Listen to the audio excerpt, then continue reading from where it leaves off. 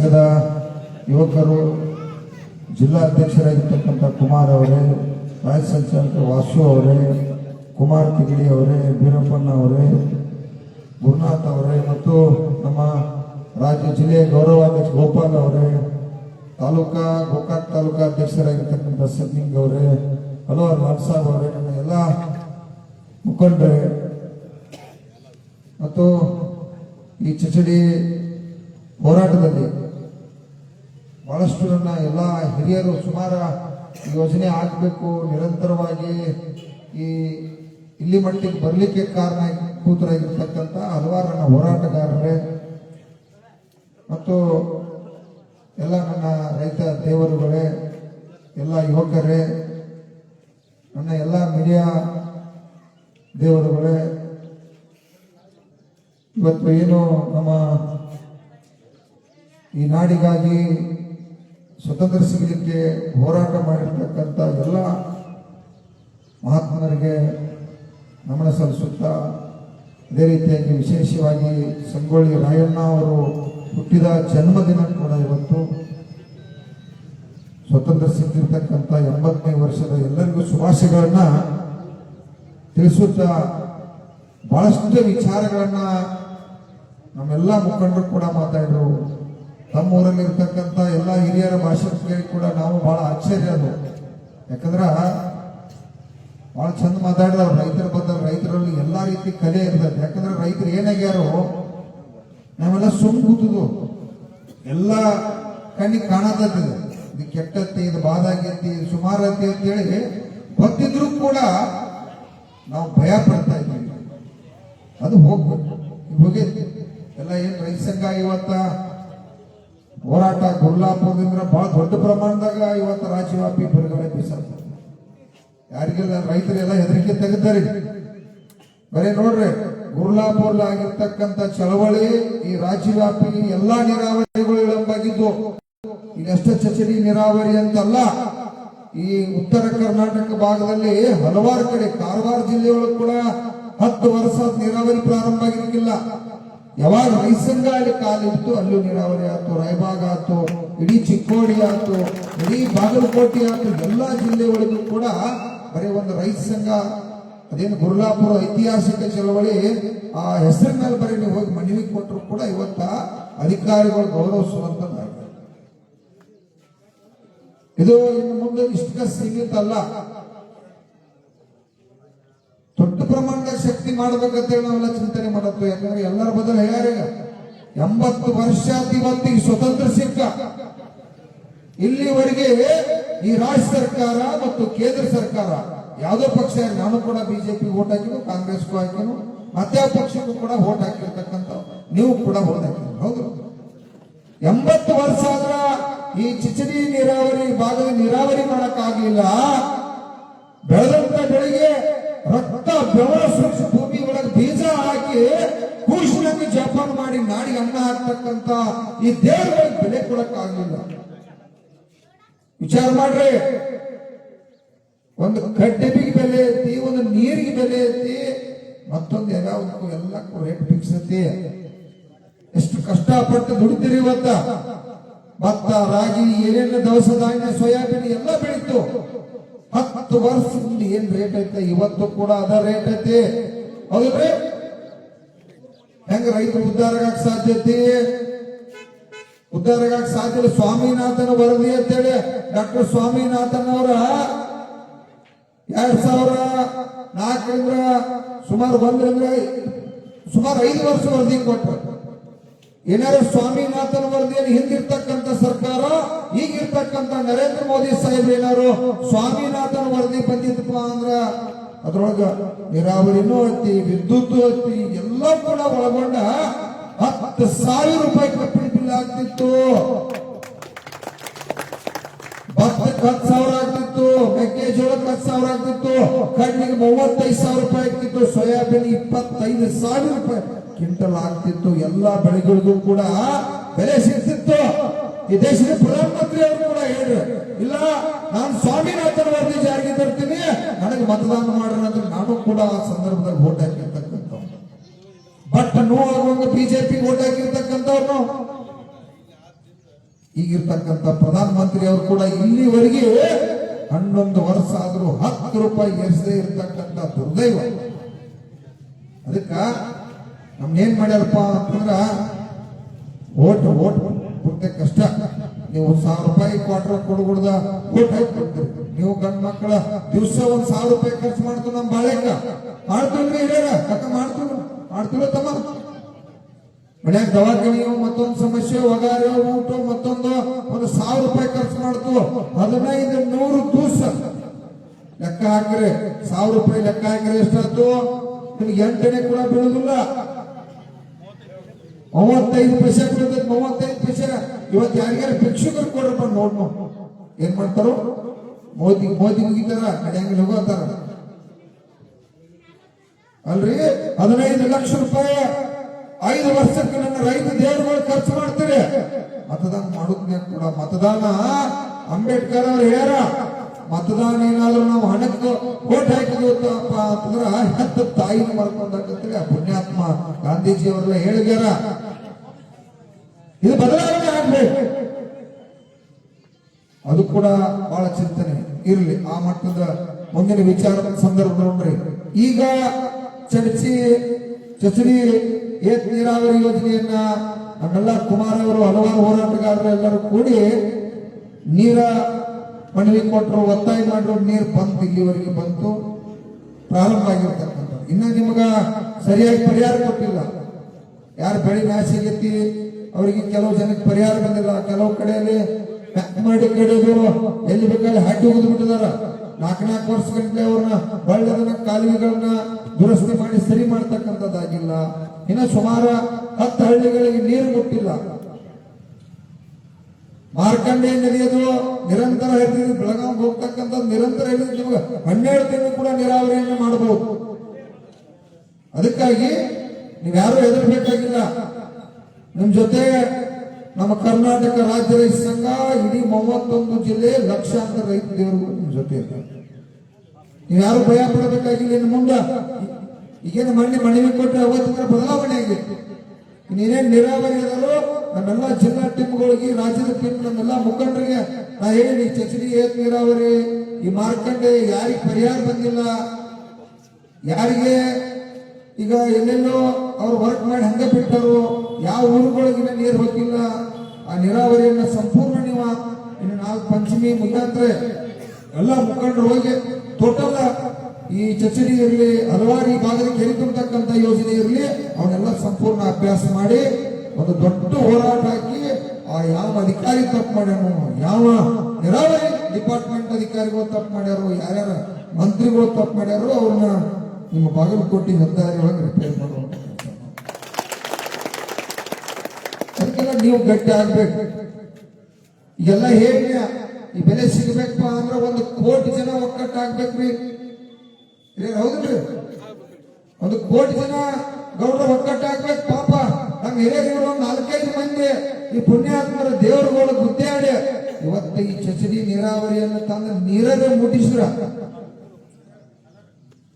ನೀವೇನಾರು ಅವ್ರ ಜೊತೆ 1000 ಜನ ಬೆಂಡ್ ಐತೇನೆ ಅಂದ್ರೆ 2005 ನೀರಾವರಿ ಬಂದಾಗಿ ಹೋಗ್ತೀವಿ.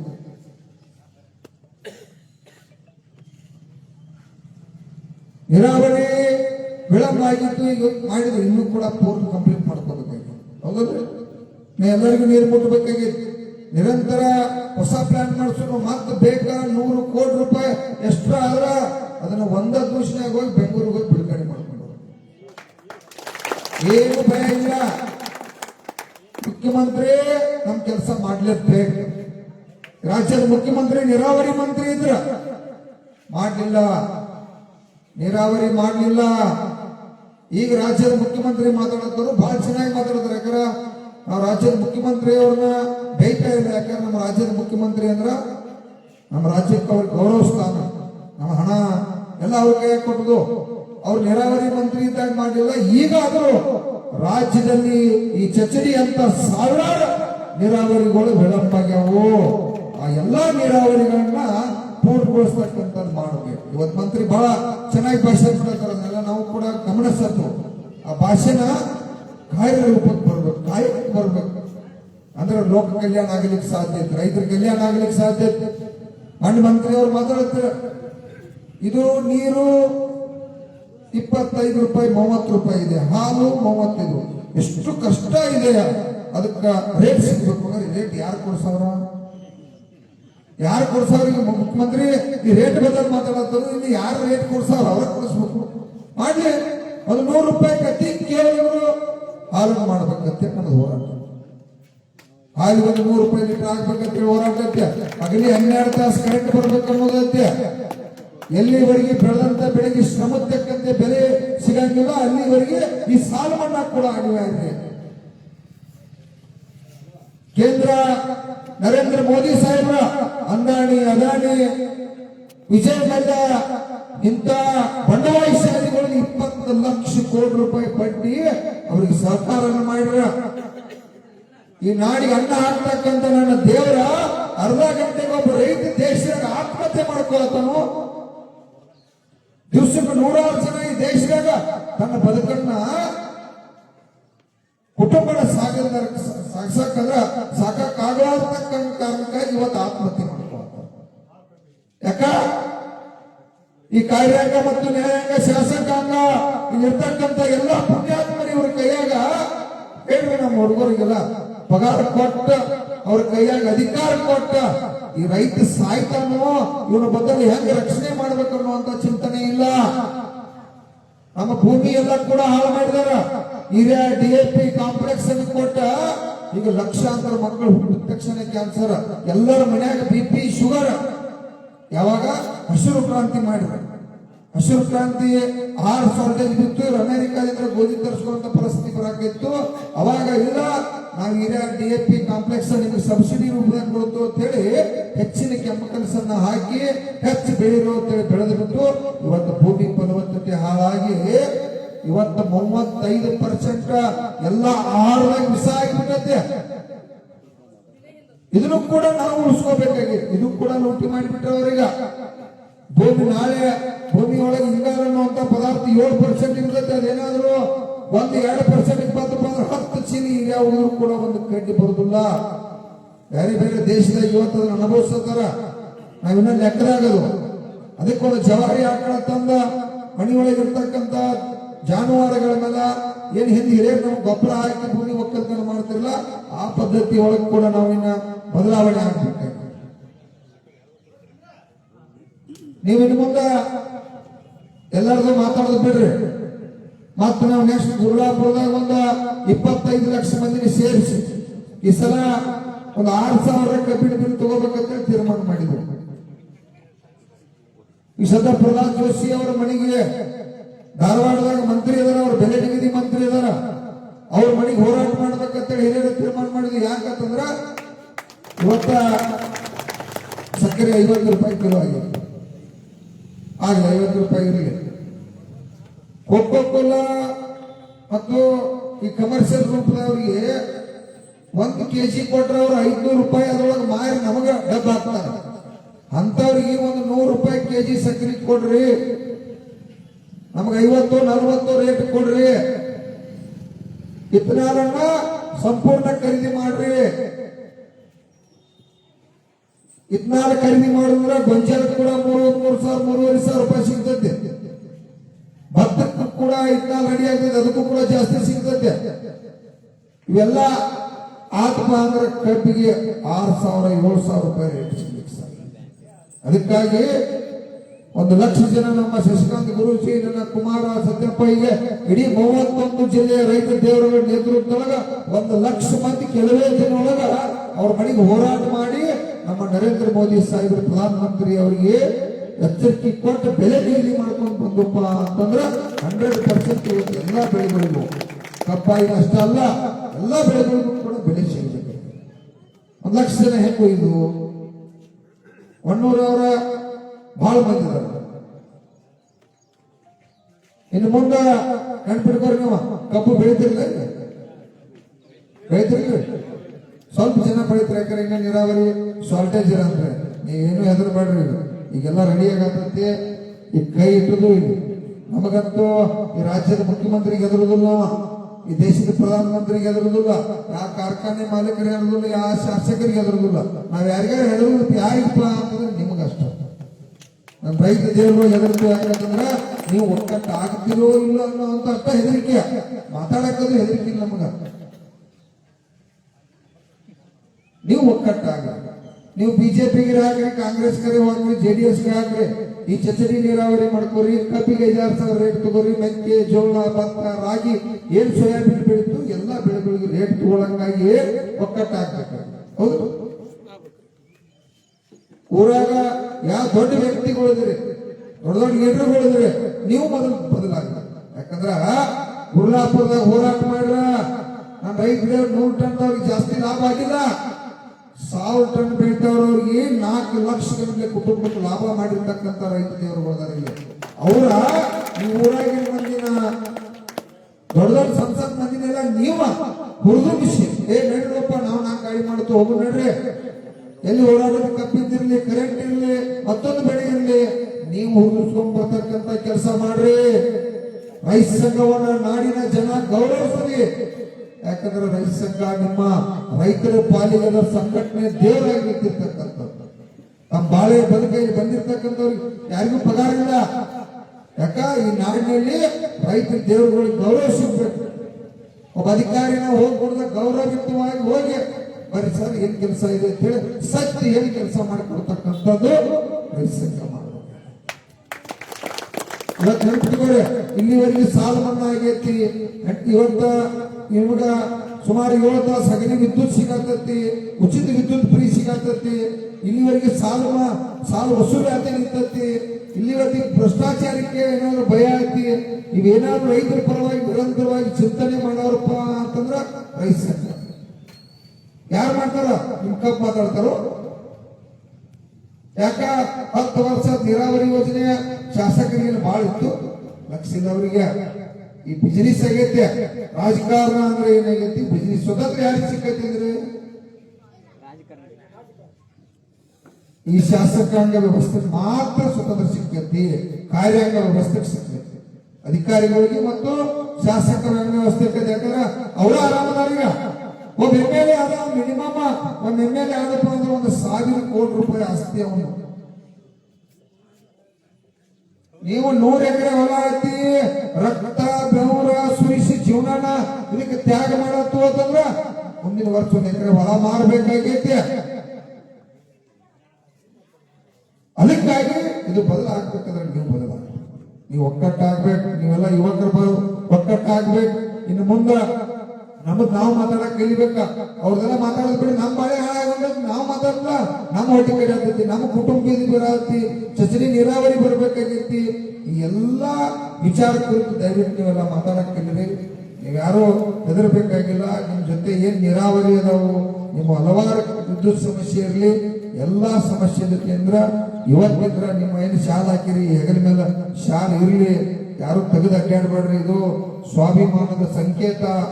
ಈಗ ನಮಗೊಮ್ಮೆ ದೇವರ ಹಂಗ ನಮಸ್ಕಾರ ಮಾಡ್ಕೊಳ, ಇದು ಬರೀ ಹೆಗಲ ಮೇಲೆ ಇದ್ರೆ ಸಾಕು ನಿಮಗ. ಅಲ್ಲಿ ಹೋಗ್ಬಿಡ್ದ ಆ ಅಧಿಕಾರಿ ಯಾಕೆ ಬಂದ್ರು, ಏನ್ ಕೆಲಸ ಇದೆ ಅಂತೇಳಿ ಅಂತ ಶಕ್ತಿ ಕೊಡ್ತಕ್ಕಂಥದ್ದು ಇದು ಹಸಿರು ಶಾಲೆ. ಹಸಿರು ಯಾಕೆ ಇಟ್ಟಾರು? ನಂಜುಂಡ ಸ್ವಾಮಿ ಅವರು ಹಲವಾರು ನನ್ನ ಹಿರಿಯರು ಯಾಕೆ ಶಾಲೆ ಹಸಿರು ಮಾಡ್ಯಾರಂತಂದ್ರ ನಮ್ಮ ಕಾಯಕ ಬದುಕು ಹಸಿರಾಗಿರ್ಬೇಕು. ಈ ಬೆಳೆ ಒಣಗಿತ್ತಂದ್ರ ನಾವು ಅದನ್ನ ಹೆಂಗ್ ಮಾಡ್ತೇವೆ? ಹಸಿರು ಇತ್ತಂದ್ರ ಅದ್ ಲಾಭ ಆಗ್ಲಿ ಬಿಡ್ಲಿ ಕಾರ್ಯ. ಅದಕ್ಕಾಗಿ ನಮ್ಮ ಬದುಕು ಯಾವಾಗಲೂ ಹಸಿರಾಗಿರ್ಬೇಕು ಅನ್ನುವಂಥದ್ದು ಇದು ಸಂಕೇತತಿ. ಇದನ್ನು ಸ್ವಾಭಿಮಾನ್ಯ ಆಗ್ರಿ, ಯಾರು ಶಾಲ್ ತೆಗೆದ ಹೇಳ್ಬೇಡ್ರಿ. ಇದು ದಿನನಿತ್ಯ ಇವತ್ತ ಬಹಳ ತರ ಒಂದು 200, 300, 400 ಮಂದಿ ಕೂಡ್ರಿ. ನಾಳೆ ನೀವ ಸ್ವಾಭಿಮಾನ್ಯ 1000 ಮಂದಿ ರೆಡಿ ಆಗಿ 10,000 ಮಂದಿ ರೆಡಿ ಆಗಿ. ಈ ಚಚಡಿ ಏನ್ ನೀರಾವರಿ ಹಿರಿಯರ ನೀವು ಕಾಶಿ ಮಾಡ್ಬೇಡ್ರಿ. ಬಾರಿ ನೀವೆಲ್ಲ ಪಾಪ ಬಹಳಷ್ಟು ದಿವಸ ಹೋರಾಟ ಮಾಡಿದ್ರಿ. ನಿಮ್ಮ ಹೋರಾಟ ಇದೊಂದು ದೊಡ್ಡ ಶಾಶ್ವತ. ಯಾಕಂದ್ರೆ ಈ 14 ಹಳ್ಳಿಗಳು ನಿಮ್ಗೆ ಏನದಾವು, 14 ಹಳ್ಳಿ ಕೂಡ ಸಂಪೂರ್ಣ ನೀರಾವರಿ ಆಗ್ಬೇಕು. ನಾ ಹೇಳಿಲ್ಲ, ಏನಾರ ಬಜೆಟ್ ಕಡಿಮೆ ಇತ್ತಂದ್ರ ಅದನ್ನ ಇವತ್ತು 8 ದಿವಸ ಪ್ರವಾಸ ಮಾಡಿ ನಮ್ಮೆಲ್ಲ ಲೀಡರ್ ಒಂದು ಡೇಟ್ ತೀರ್ಮಾನ ಮಾಡ್ತಾರ. ಅವ್ರನ್ನ ರಾಷ್ಟ್ರೀಯ ಏನ್ ರಾಜ್ಯ ಹೆದ್ದಾರಿ ಬಾಗಲಕೋಟೆ ಅಲ್ಲಿ ಕರೆಸಿ ಅಲ್ಲೇ ಯಾವ ಅಧಿಕಾರಿ ಅನ್ಯಾಯ ಮಾಡ್ಯಾನೋ, ಯಾವ ಪರಿಹಾರ ಕೊಟ್ಟಿಲ್ಲ, ಏನಾಗಿಲ್ಲ, ಪರಿಹಾರ ಕೊಟ್ಟ ಹೋಗುವಂತ ಹೋರಾಟ ಮಾಡ್ತಾರೆ. ನನಗೇನು ಭಯ ಇಲ್ಲ. ನೀವು ಮಾತ್ರ ಏನೈತಿ 14 ಹಳ್ಳಿಯವ್ರು ನೀವು ಒಂದು 5,000 ಮಂದಿ ಅಂದ್ರೆ ನೀವು 10 ಹಳ್ಳಿಗೆ 50,000 ಮಂದಿ ಅದ 50,000 ಮಂದಿ ಕೂಡ್ರಿಪ್ಪ ಅಂದ್ರ ಅದೇನ ಚಚರಿ ನೋಡ್ರು ಅಂತೇಳಿ ರಾಜ್ಯದ ಮುಖ್ಯಮಂತ್ರಿ ಒಂದ ದೂಷಣೆಗ ಅದಕ್ಕೆ ಏನು ಬೇಕು ಬಿಡುಗಡೆ ಮಾಡಿ 15 ದೂಷಣೆ ಸಂಪೂರ್ಣ ನೀರಾವರಿ ಆಗ್ತಕ್ಕಂಥದ. ಈಗಾಗಲೇ ಆಗೈತೆ ಅದಕ್ಕೆ ಏನು ಕಡಿಮೆ ಐತಿ ಹೌದಿಲ್ಲ. ಮತ್ತೆ ಅವನ್ನೆಲ್ಲ ಕೂಡ ಮಾಡೋದು ಪರಿಹಾರ ಸಭೆ ಜನರಿಗೆ ಕೊಟ್ಟಿಲ್ಲ. ಆ ಪರಿಹಾರ ಸಭೆ ಕೊಡಿಸುವಂತ ಕೆಲಸ ಇವತ್ತು ರೈತ ಸಂಘ ಮಾಡ್ತತಿ. ನೀವು ಹೊನ್ನೂರು ಗ್ರಾಮದ ಎಲ್ಲ ರೈತ ಬಂಧುಗಳು ದಯವಿಟ್ಟು ತಾವೆಲ್ಲ ಒಕ್ಕಟ್ಟಾಗಿರ್ರಿ. ನಿಮಗೇನ್ರಾದ್ರೆ ನಾವು ಬರ್ತು, ನಮಗೇನ್ರಾದ್ರೆ ನಮ್ಮ ಸ್ವಾಮಿಗಳು ಸ್ವಾಮಿಗಳ ಅವ್ರಿಗೆಲ್ಲ ಈಗ ನೇತೃತ್ವ ಕೊಟ್ಟದು ಗುರುಗಳು ರೈತ ಸಂಘದಾಗಿದ್ರ ಪಾಪ ಏನ್ ಮಾಡ್ಯಾರ ಅವರು ದಿವಸ ಹೋರಾಟ ಮಾಡಿ ಮಾಡಿ ಕುಟುಂಬ ಬೀದಿಗೆ ಬರ್ತದೆ. ನೀವು ಯಾರು ಸಾಥ್ ಕೊಡಂಗಿಲ್ಲ, ಮತ್ತೆ ಮನೆ ಹಿಡಿಬೇಕಾಗ್ತೈತಿ. ಸಾಥ್ ಕೊಡ್ಬೇಕು. ಒಬ್ಬ ಹೋರಾಟಗಾರನ ಗೌರವ. ಚುನಪ್ಪ ಪೂಜಾರಿ ಇಲ್ಲಿ ಮಾತಾಡತ್ತಾರಂತಂದ್ರ ಹೆಂಗ?